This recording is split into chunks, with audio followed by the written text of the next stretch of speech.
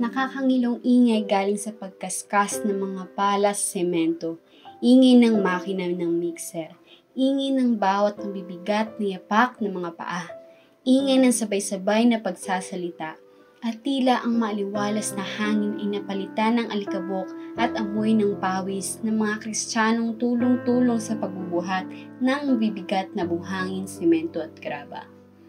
Una, nag-asimbol mo na itong yung raptor. No, asimbol, dalawang raptor na malaki. So, sa baba siya di-asimbol, sa baba.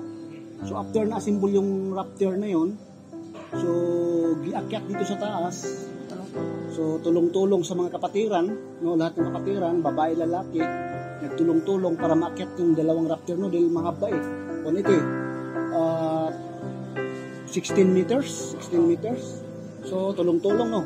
Parang naakyat. So, umabot siya ng 2 linggo natapos itong raptor na ito, no? So, after 2 linggo, so naka-schedule siya na magbuhos ng beam, nagbuhos, ganyan. So, sa awa ng Panginoon, sa tulong-tulong pala makapatiran sa mga Lighthouse Bible Baptist Church Taguig Congregation, natapos yung trabaho na walang sa bliss ng Panginoon, wala siyang mga nasaktan, na-disgrasya sa construction, hanggang buhos lahat, no? Yung beam, yan. So, tulong-tulong pa rin sa mga kapatiran lahat. So, led by ni Pastor Joel Cornelius, kanyang asawa, at lahat ng mga adult, bata, young people, his wife. So, lahat, tulong-tulong lahat, mula sa bata hanggang sa matanda, no? So, nagtulong-tulong lahat sa pagtrabaho itong construction ito dahil, siyempre, hindi na sa pamagitan ng pagtulong-tulong, mabuo yung trabaho sa yung nagkaisa. Although, mayroong mga hindi member na mga kaibigan lang sa mga leader ng mga adult. So, tumulong dito, nag-voluntary, voluntary ba tawag nun? So, tumulong sila dahil sila nag-operate ng, ang tawag yan, mixer. Dahil para mas madali yung trabaho. Dahil mas alam niya ang ginagawa niya. Perfect paggamat. Kaya mayroong gumanap talaga na isang nag-voluntary galing sa, hindi naman siya member sa church na ito, isang kaibigan lang na matapat din. No? So, nagpasalamat kami na tumulong. Sinong pangalan nun? Basta yung tumulong. Di ko nakuha yung pangalan. Basta maraming salamat po sa kanya. Dito sa isang kapatiran ng Bible Baptist Church Taguig Congregation sa Lighthouse, no? Para kaming isang magkakapatid lahat. Parang isang building siya. Nagsama-sama lahat ng mula sa bata hanggang sa matanda. So pinangunan sa aming pastor para parang nabuo ang isang building. Parang ganoon, pag isang building, may mga puno, may mga beam. So, mga beam, yung mga young people, mga career na nagsuporta para matayo ng isang building. Parang ganun pagkasimbolo po. Unang araw ng Nobyembre, araw ng mga santo. At tila buhay na buhay ang bawat isa. Sa kabila ng ingay na yung maririnig, maalingaw-ngaw ang tawanan, masasayang kwentuhan, at lalo na ang mabangong amoy ng tanghalian. Buhat dito, buhat doon. Tila walang kapaguran, nararamdaman ng bawat isa.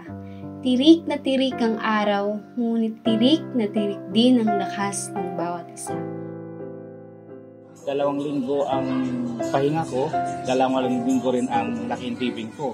Kaya may oras ako dito na tulong kahit na paabot-abot lang ng mga dapat iabot sa mga gumagawa sa taas.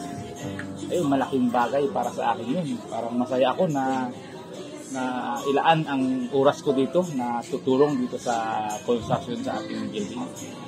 Ang naging ko dito, nung marinig ko yung mga preaching ni pastor, naging salita ng Panginoon, talagang yun ang naging batayan ko kung paano ako tutulong at gagawa dito sa construction building natin.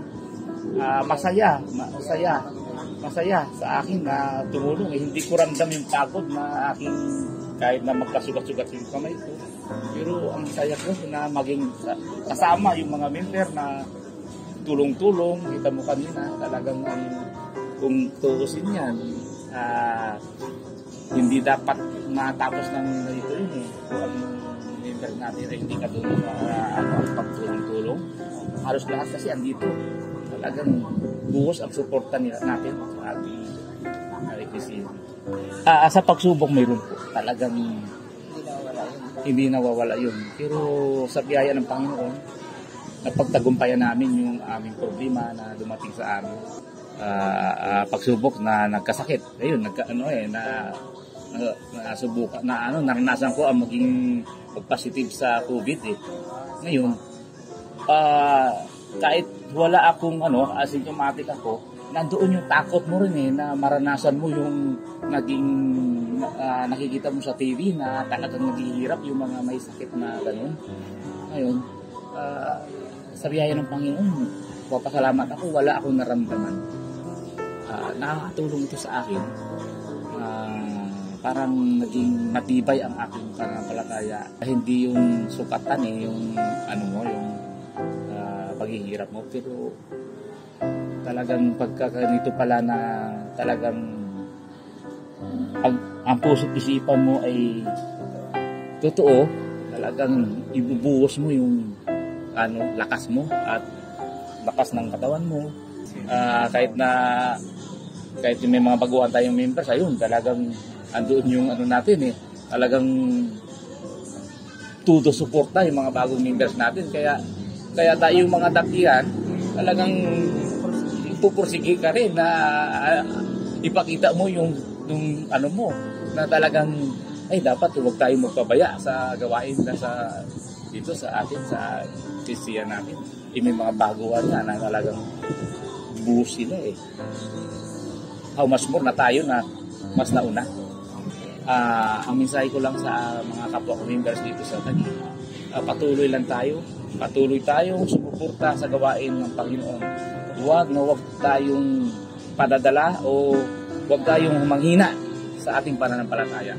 Mula alas 6 ng umaga, tuloy-tuloy sa pagbabatak ng mga buto ang bawat isa, mapabata man, dalaga o maging mga nanay ay walang kapaguran sa pagbubuhat at pag-aakyat ng may ngiting nakaukit sa kanilang mga labi.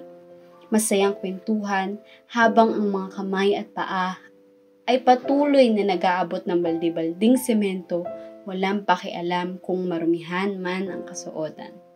Salamat sa mga nanay sa mainit at masarap na spaghetti para sa almusal, malinamnam na nilagang baka sa tanghalian at salo-salong kainan ng chicken inasal.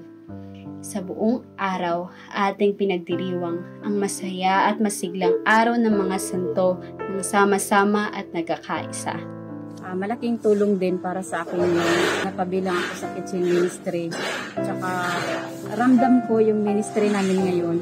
Although hindi ko naman sinasabi na dati hindi ko naramdaman, pero ngayon parang masaya lang, masaya sa puso, masayang naglilingkod kasi kumpleto kami at kasama namin yung bawat isa kahit man sa mga bagong pasok sa kitchen ministry. Talagang nakakapagpatatag talaga para sa akin. Simula kasi ng construction, parang ang daming challenge para sa akin. Unang-una si Jonah kasi ina-assist ko siya sa online Pero dahil may construction, minsan dito na lang siya nag-online. Sabi ko kasi unahin namin yung trabaho dito.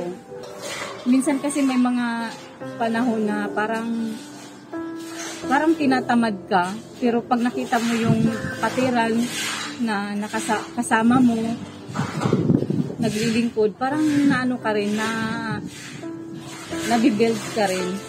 Masayang maglingkod kapag marami. O kahit although iba-ibang pakikisama, pero masaya kapag marami. Yun gaya nga na sinasabi ni Pastor na malaya kang kumilos na ikaw lang at walang adjustment, wala kang pakikisamahan, pero para sa akin masaya kapag kasama-sama mas magaan ang trabaho at higit sa lahat yung sa pagpaplano, talagang sa pagkakaisa. Mensahe lang namin na kami sa kitchen ministry ay talagang nagpapasalamat kami sa bawat isa, sa mga leader na nandyan na naging katuwang din sa pagpaplano sa kitchen ministry at higit sa lahat sa bawat isa talagang masaya kami at ang biyaya ng Panginoon talagang sapat ang biyaya ng Panginoon. Kaya yun, salamat po sa lahat na nag-contribute at salamat po sa bawat isa na nakasama sa gawain dito sa Taguig.